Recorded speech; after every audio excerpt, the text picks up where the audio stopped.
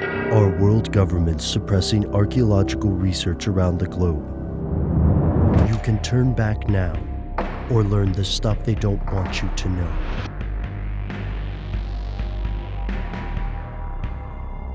Here are the facts. Our earlier episode on lost cities ended with the idea that some world governments actively prevent archaeological digs. To some, this notion of controversial archaeology is surprising, but could it be true?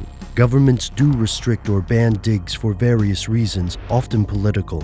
Turkey, for example, has threatened to ban Western archaeologists until the West returns ancient relics from museums in Berlin, London, Paris, and more. And for decades, the Temple Mount excavations have been a source of controversy and conflict between Israel and Palestine. Yet the controversies don't always hinge on religion, politics, or criminal activity. In fact, some authors believe there's a bigger story buried in the dirt. Are governments ignoring traces of entire cities? Here's where it gets crazy.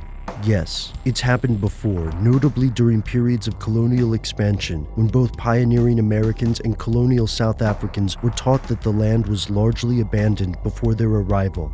In apartheid South Africa, the state reportedly suppressed discoveries of ancient African towns, cities, and other ruins because their existence contradicted the state's ideological narrative.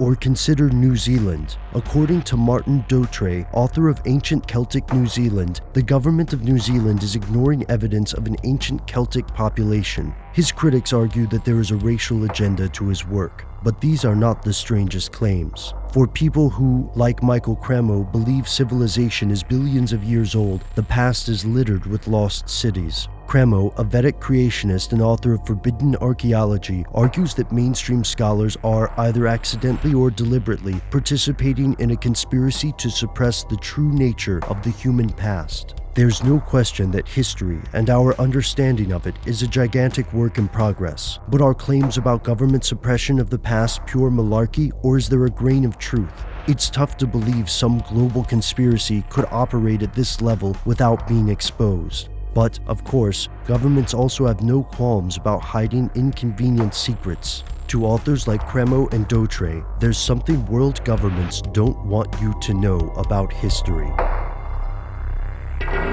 The questions that these archaeologists are asking are based on contemporary anthropological theory about man and time.